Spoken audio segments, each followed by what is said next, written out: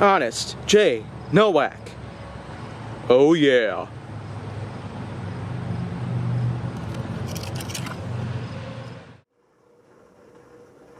A pleasure to meet y'all at last, and welcome back to Honest J. Nowak.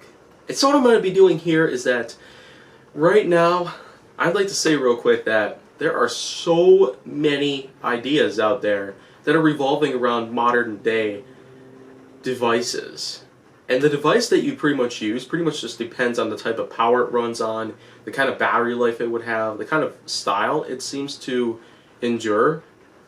Anything else pretty much goes from that point on, but what I'd say right now is that throughout all these years that the iPhone has been around, there has been continuous changes brought to it, simply explained by how many types of plugs and cables were brought out into the marketplace. There were a lot that we've gotten over the last 50 years or so, but a lot of these types of cords, cables, plugs, and the like are basically just looked upon by the type of device that you're using and what kind of outlet is usually situated within your house. And for the most part in American households, AC cords and plugs are oftentimes needed to be plugged into the wall and simply be used to run off certain devices. AC plugs can have 2 prongs, sometimes 3, to be able to be plugged into the walls properly, just so they'll be able to transfer power or redirect power towards a certain device that's in your house. Anything like a lantern or a ceiling light, anything would pretty much go from there.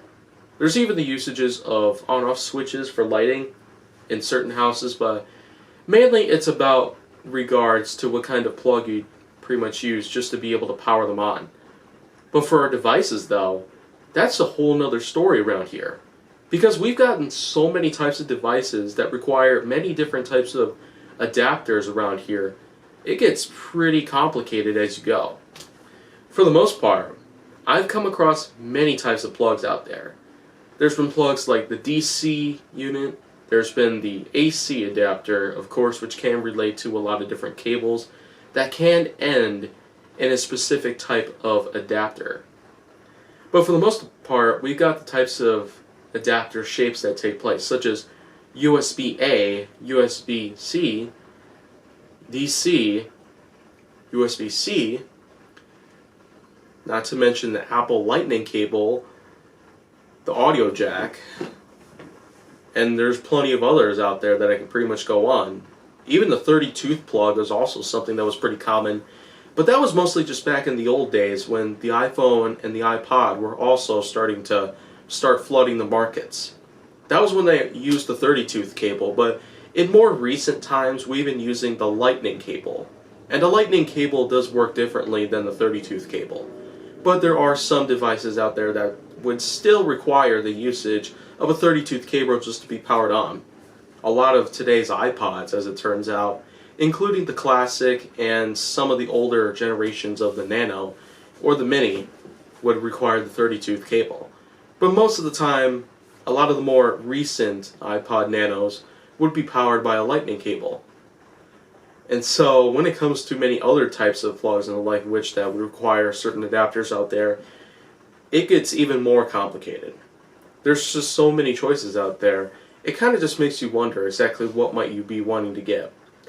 Well, I suppose that the answer would actually rely on the types of current, amps, voltages, and other types of electrical properties lie within.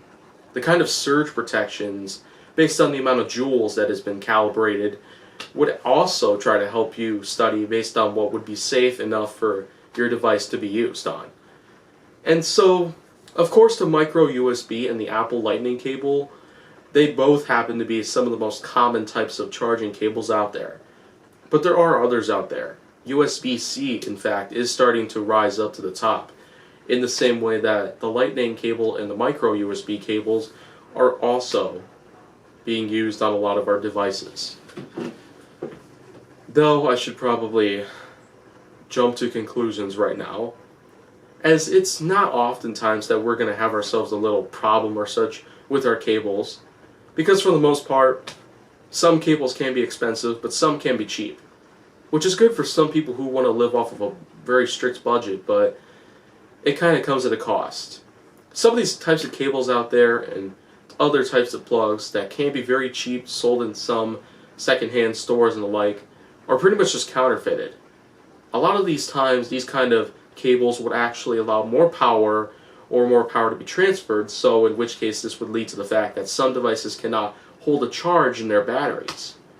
But for the most part, these types of counterfeit cables would feed too much power to the batteries, which are usually composed of lithium, and these lithium batteries can explode. And there have been plenty of recorded cases like some Samsung devices ending up in flames or smoke. And a lot of these times I'd probably say it might be the cause of the cables that are being used to charge them.